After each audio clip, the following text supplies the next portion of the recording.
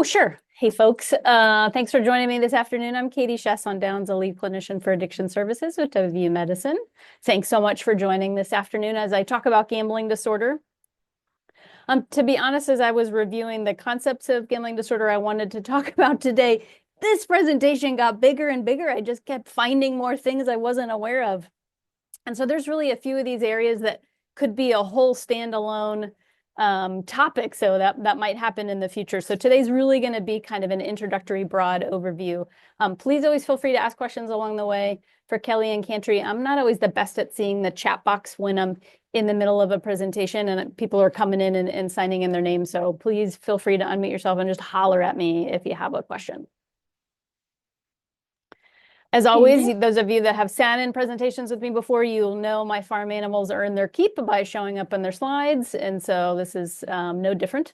So before we talk about gambling disorder specifically, I want to talk about behavioral addictions in general.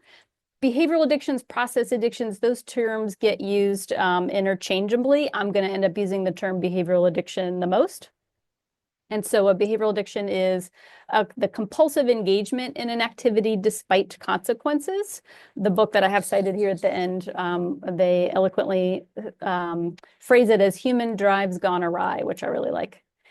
And so essentially when a behavioral addiction is present, what we're seeing is these main things. We're seeing an increased need to be involved in that activity, using of that activity to numb emotions. And then we see evidence of increased vulnerability in the person as a result of things like emotional issues, social factors, and then lack of alternative activities. There is disagreement in the field about what inclusion criteria to consider when we're looking at all the potential behavioral addictions out there, but I really like this 3Cs frame the most. So when there's a compulsive engagement in a behavioral activity, here's what we can help them establish whether they're experiencing.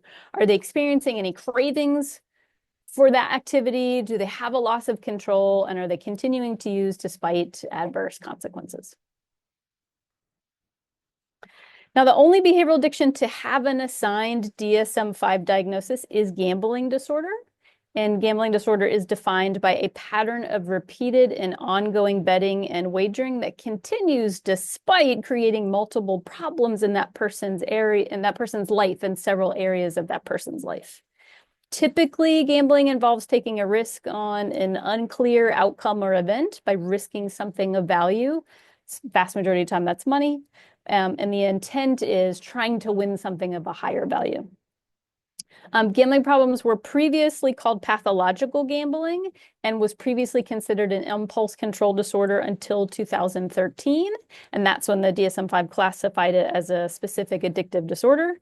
Again, that made gambling addiction the first and so far the only behaviorally defined addiction in that book. So a diagnosis of gambling disorder requires at least 4 of these diagnostic criteria during the year. I'm not going to read through them out loud, so just take a couple minutes and look through them. As you're looking through them, my hope is you're going to notice they're really similar to the criteria for substance use disorder. And then similar to what we see with substances, people with gambling disorders can have periods where symptoms subside. The gambling may not seem as problematic during those periods of time that are in between the periods of time where there's more severe symptoms. So when we talk about populations at risks, it's kind of all over the place. So over the last 20 years or so, they've been trying to kind of refine their understanding of how common gambling addictions are and who is most vulnerable to those. There was actually just a recent publication I found this past October, the Lancet Public Health Journal, and they, in their report, what they said is, quote unquote, our conclusion is clear, gambling poses a threat to public health. And so worldwide, nearly 450 million adults participate in what's called risk gambling, which can impact finances, mental health, relationships, and work. And then they had that around 80 million people really meet the official criteria for gambling disorder. Gambling disorder affects nearly 16% of adults and more than 26% of adolescents who use online casinos or slot machine games.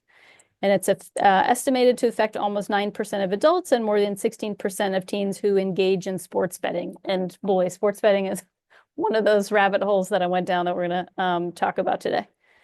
Younger age may be a risk factor, but symptoms for gambling disorder can begin at any age. Up to 5% of adolescents and young adults who gamble in their adolescence develop a disorder.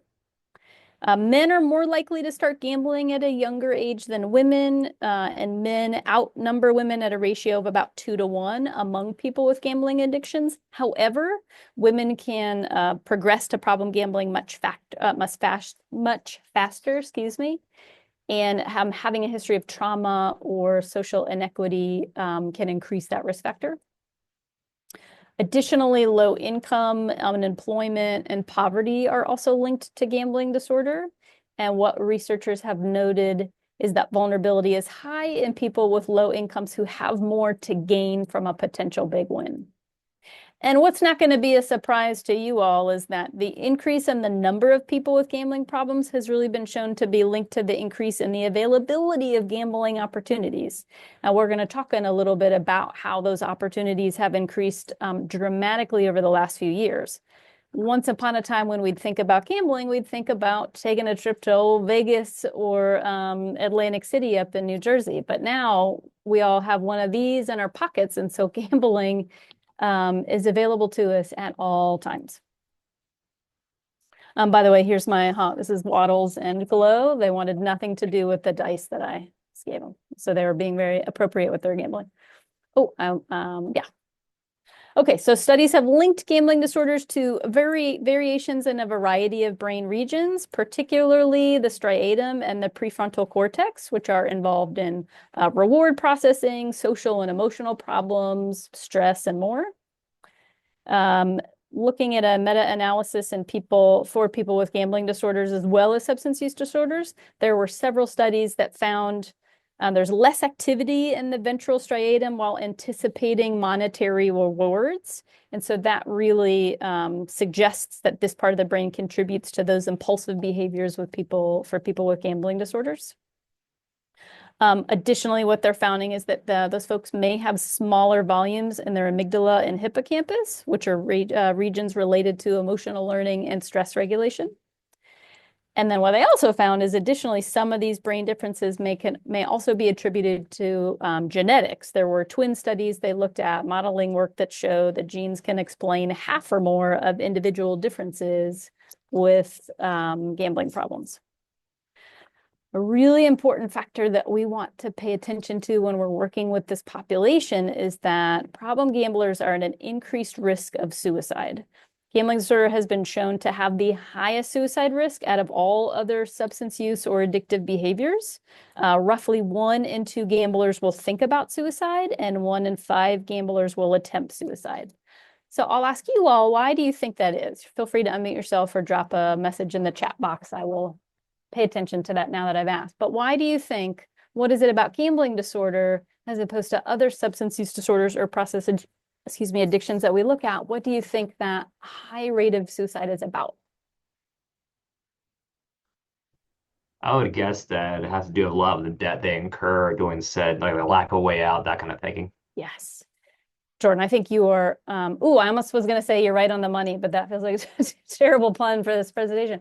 I think you're right. I think if we think about the quick debt that people can get themselves into, and oftentimes it's not just themselves, right? It's their loved ones that are going to be quickly and significantly affected by it. Sarah made a wonderful comment, wonderful observation in the chat box. It's also about lack of treatment programs, right? Folks don't always know where they can go to get help for this. Great suggestion, Sarah. Any other suggestions before I move on?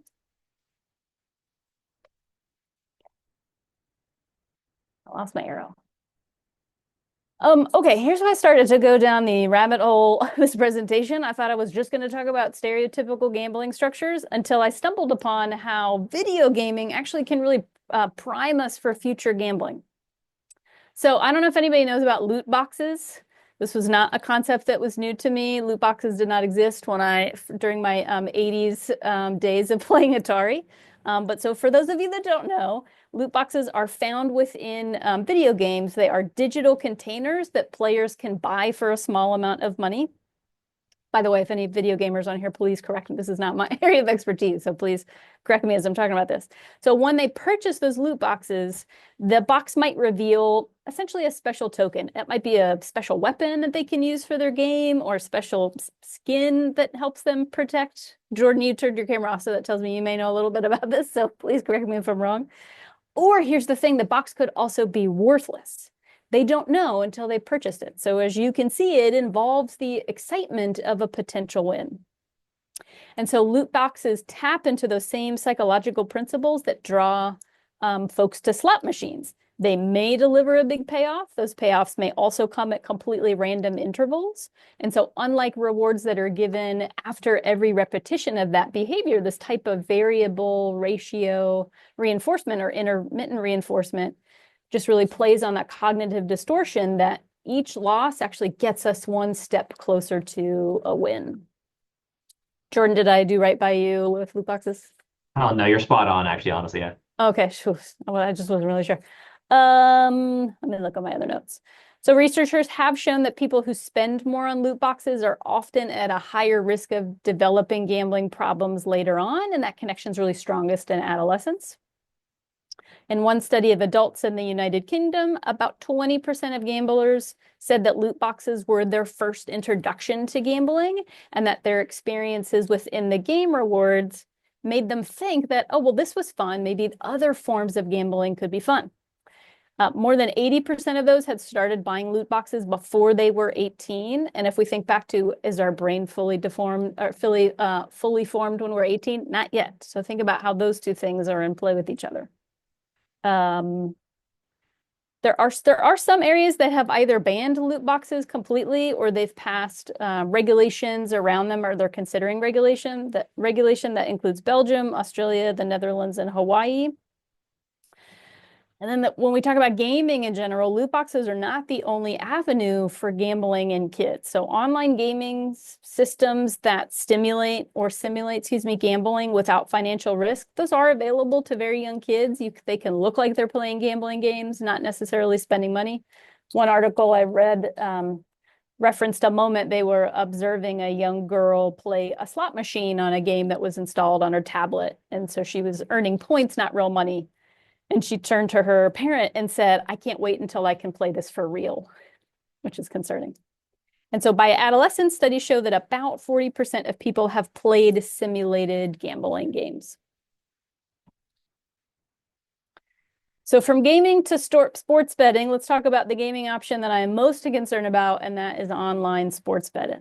I don't know if any of you have seen any of the ads for these companies on here. There's also some that aren't on here. If you're anything like me, it sort of felt like these seemed to pop out of nowhere. I felt like I never saw them, and then I was constantly seeing commercials for them. And there was a reason for that. So in 2018, the US Supreme Court overturned the Professional and Amateur Sports Protection Act, which had previously banned these kinds of sports betting, online sports bettings.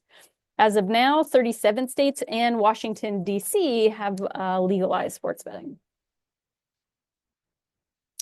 Here's the locations where retail sports betting is allowed, physically going into a location. And then here are the locations where you're able to do online sports betting. So as I mentioned, it's legal in 37 states plus DC. There are 6 more considering legislation.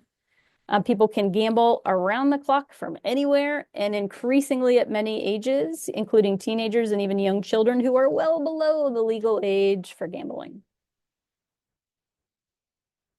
Oh, sorry, I lost okay. Here's some other numbers that I just found. It's really surprising. So in 2023, an estimated 50 million people were expected to bet some $16 billion on the Super Bowl that year, which was a 61% increase from the previous year. At its peak, the betting platform FanDuel reported taking 50,000 bets per minute. That just felt like a lot to me. Sports betting legalization is also driving fan interest in the NFL, as more than a third of NFL fans say that the expansion of these legal sports betting apps has made watching an NFL game more exciting. Experts have found that sports betting may create problems worse than the traditional casino gambling because people who bet on sports will tell themselves that they have an edge because they follow the teams, as opposed to just sort of randomly playing a game at a casino or playing a slot machine. They will tell themselves that I'm going to be more likely to win here because I know this team and I know what I'm doing. The illusion of control is then kind of heightened by that rapid pace of online gambling. So if we think about, in a little bit, we're going to talk about self-binding. And so self-binding is how can we create some obstacles for ourselves?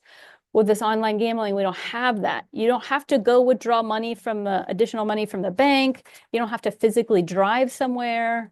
You don't have to wait for the poker dealer to change hands at your table. It really takes a fraction of a second to click a button on your phone. And here are all the incentives that these online game apps offer. So they offer in-app live streaming of the games. You can quickly make bets during the plays and continue to do that all throughout the games. They have digital wallets, so convenient and nice of them to save all your financial information for you. And then you can also make multiple bets simultaneously. And I don't know if I mentioned the free money hooks, so take a look at these enticing ads they have put out there in an effort to gain more customers. As you can see, they are literally giving money away. And this is so incredibly appealing for somebody, right? I only got to spend a couple of bucks and look how much I'm going to get back. Sorry, I needed a watering hole. Okay, so remember I told you in 2018 is when the Supreme Court decision opened the doors for states to legalize sports betting. And so guess what? Between 2018 and 2020, rates of self-reported problematic gambling behaviors approximately doubled. I mentioned the Lancet Health Report earlier. So those researchers from the World Health Organization and other institutes across 5 continents have said controlling this growing problem requires a substantial expansion and tightening of gambling industry regulation. Now, the American Gaming Association has said that the gambling industry has worked diligently with state regulators to foster a safe and responsible environment. They said that since that 2018 ruling, the industry has made significant investments towards advancing responsible gaming initiatives. And that may be the case while they were also stating that these regulations that they were working on were helping and keeping things, I think, at a safe level for the majority of folks. They were referencing past data. So for example, one of the reports that they referenced was a Massachusetts report from 2023. That report looked at patients from the time period of 2013 to 2021, which did show at the time that problem gambling had declined. However, that report came out before Massachusetts legalized sports betting, which took place there in 2023. Now, since they've done a report, the Massachusetts report came out this past August, they now have said that there's been a reversal in those declines. They used online surveys among monthly gamblers, who they considered a sort of canary in the coal mine group for the rise of gambling. And those folks say that there's definitely an increase in financial, social, and psychological hardships that people are experiencing because of their increase in gambling. This is definitely not my area of expertise when we talk about kind of public laws and policy. The Lancet report looked at what's the differences in our sort of countries' different gambling laws. They feel like US laws really tend to focus on possible benefits to revenue, whereas European laws focus more on dangers to public health. And so the researchers are recommending, at least looking at our country, what they're recommending is that governments are prioritizing health when they craft laws about gambling. They suggested specifically reducing the marketing and availability of gambling, curbing government influence on gambling, avoiding research funded by the gambling industry, and increased oversight to protect children and consumers.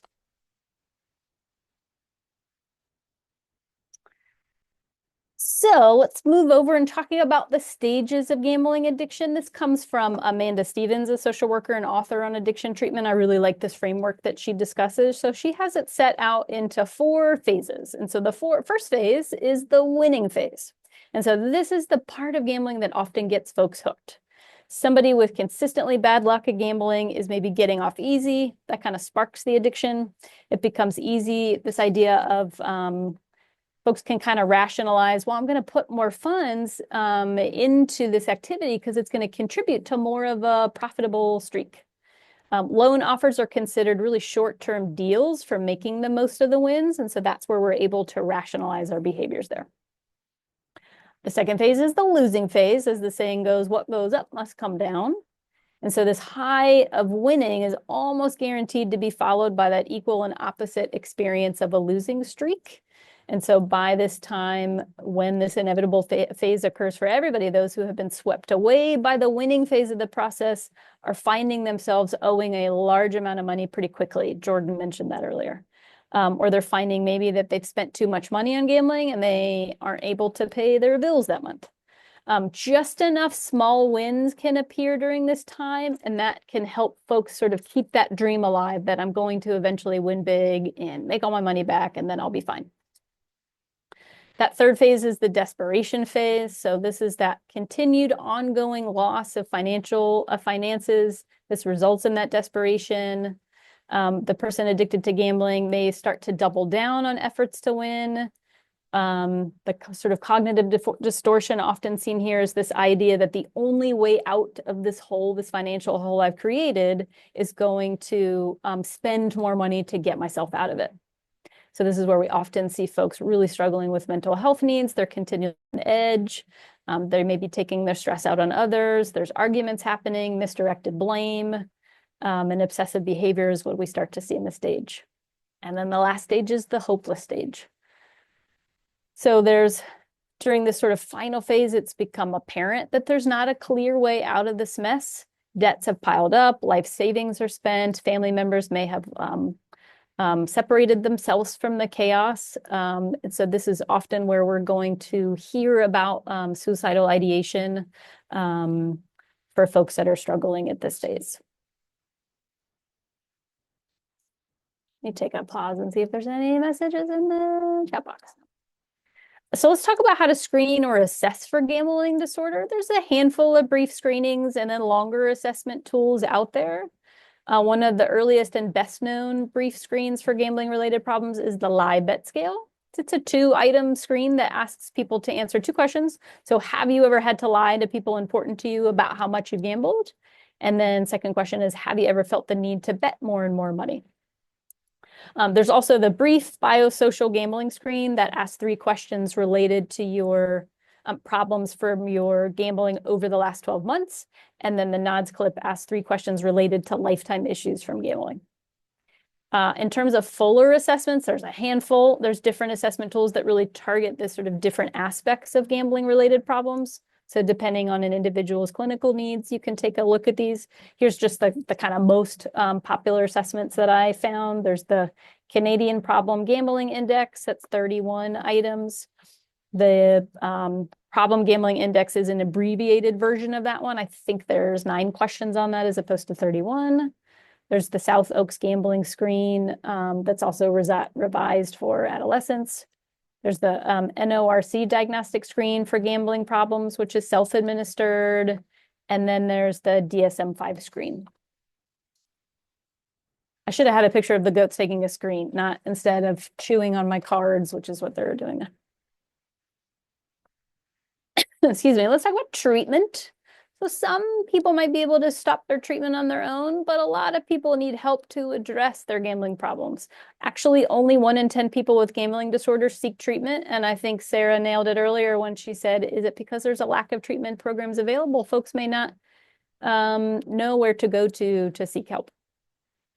So gambling affects people in different ways. One way is that it can kind of change the parts of our brain that are involved with experiencing reward or excitement. And so treatment for gambling can kind of help slowly reverse those pathways to quote unquote normal brain functioning prior to gambling. I know you all as a group already know this, that different approaches may work better for different people. So there's several types of therapy that can be used to treat gambling disorders. Cognitive behavioral therapy is the most recommended out there, psychodynamic therapy, group therapy, and family therapy. And then the hope is treatments and strategies for us to focus on in those sessions would be about cognitive restructuring, teaching them mindfulness-based strategies, healing family relationships, developing a financial plan, maintaining long-term recovery and avoiding triggers, and then also encouraging peer support groups. And actually, we'll talk about that more specifically. To my knowledge, there's no FDA-approved medications to treat gambling disorders to the prescribers on the call. Are there any medications that you know of being looked at to help with this? Sorry, let me go backwards. Naltrexone has the best evidence for it, but it's not FDA approved. Okay. It's kind of it's the one that there have been some clinical trials, like small trials, and yeah. Awesome. Thanks, Dr. Houston.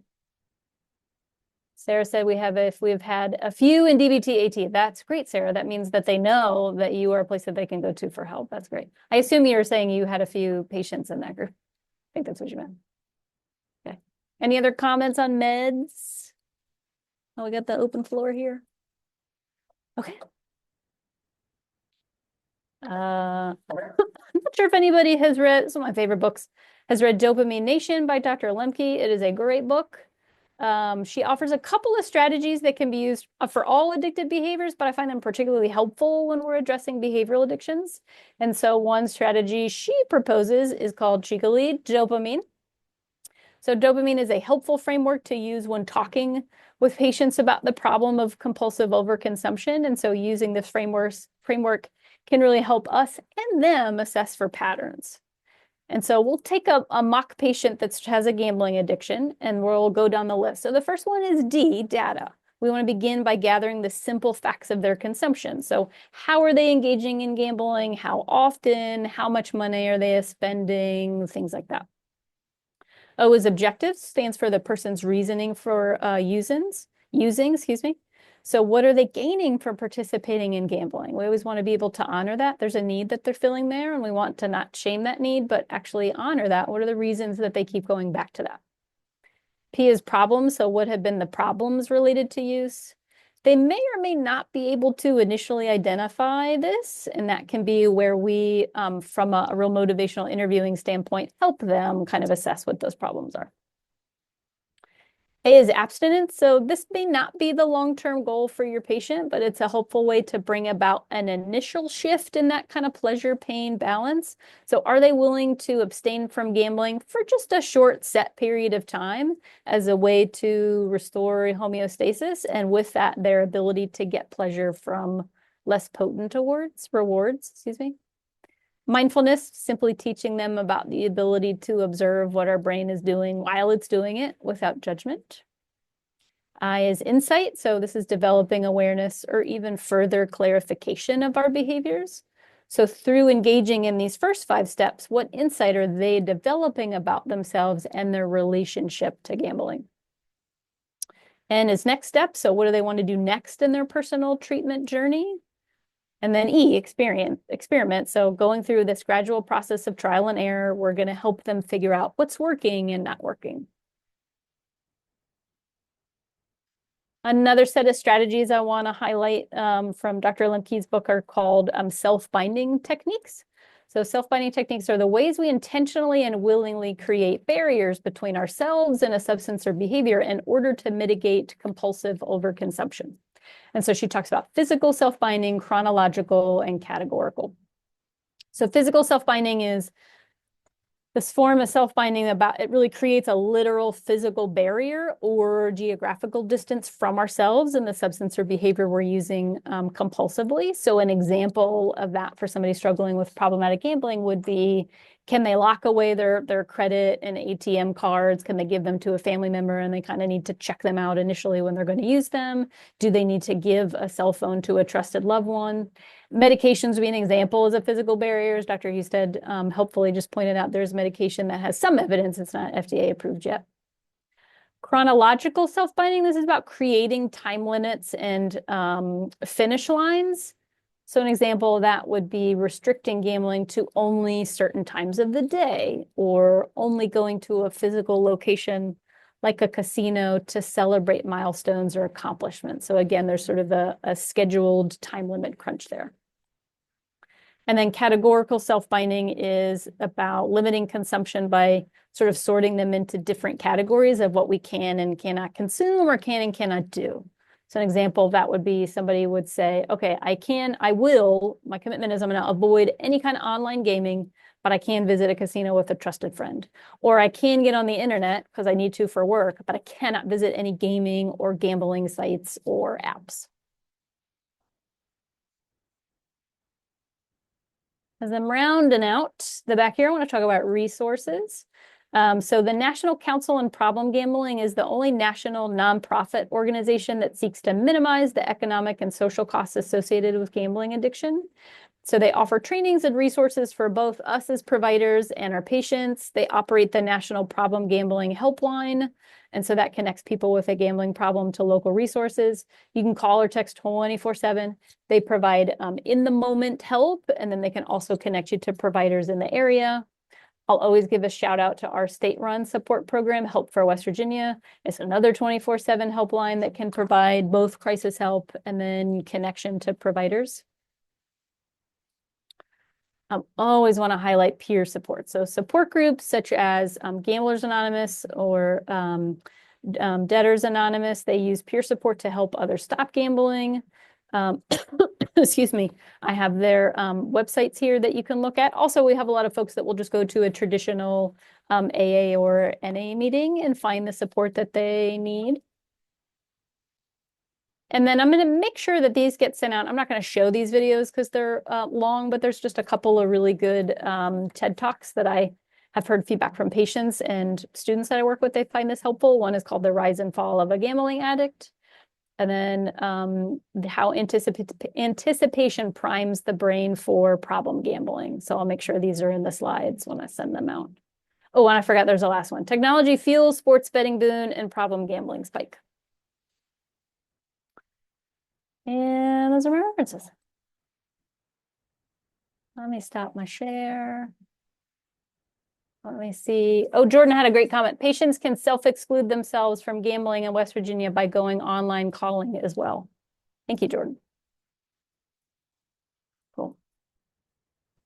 So, Katie, do you have any recommendations on how, we might want to include a general assessment about gambling use in, say, an intake or because oftentimes my experience is I don't find out about it until they discontinue substance use, and then they talk about it. Yes. Yeah. Bad. Great question, Laura. I think one of those brief screenings is really helpful to not just talk about it in an intake. And I think maybe it was Dr. Husted or Dr. Hirschler at a previous one of these echoes had talked about also not just, okay, they won the intake. I'm going to use Tony as my example. Well, Tony said she doesn't have a gambling problem. She told me in an intake, so all is well, and never talk about it again. So you're right. If we're not checking back in with them regularly, particularly when they have found some sobriety and not checking in on have they accidentally maybe developed an addiction elsewhere. So I think just talking more regularly about it. And part of also, I don't know for you all if you have this experience in an intake when I ask a patient, do they have any process addictions? They kind of look at me blankly. And I have to go, oh, that's right. You don't know what that is. Let me educate you on what that is and talk about it then. And then for me, I need to remind myself throughout my time and working with them, circle back around to that. Hey, do you remember in our intake, we talked about process addiction? You looked at me blankly, which was good at the time. Let's also circle back around and talk about that. Have you, what's your experience with sports betting? I don't know if you have any friends that do that, but by gosh, I'm seeing it everywhere. I wondered if you've had that same experience too. I don't know if that answered your question. Okay, good. Sarah said, and sometimes it pops up after the substance use is being maintained or in remission. Absolutely.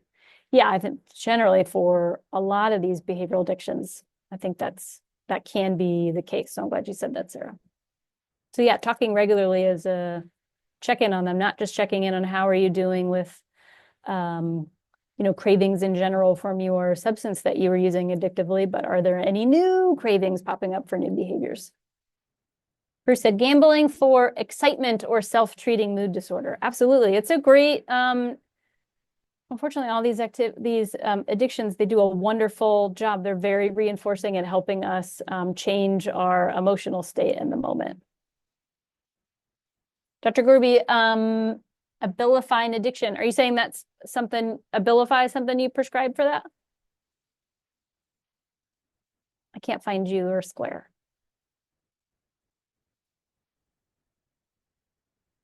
He's probably going to say the association with Abilify and gambling. So there is a concern with. Are you there, Bruce? Go ahead. Sorry. No, you're exactly right. I was going to say. So Abilify, because it's a partial agonist, is associated with gambling. The other thing we didn't bring it up on here, but certain dementias, so Parkinson's disease, is highly associated with gambling. One of the explanations can be like the dopamine agonist that people get on. So that has a way of provoking gambling. But even independent of that, there's association with Parkinson's disease and gambling. But in particular, Abilify is the partial dopamine agonist.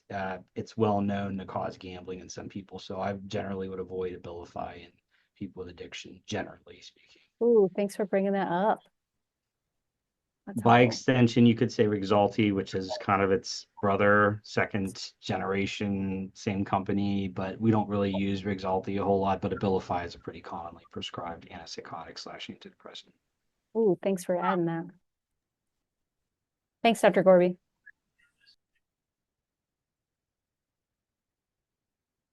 Great additional comments. Any other ones or questions or?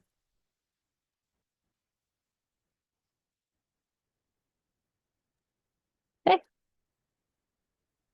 Well, thanks for your time.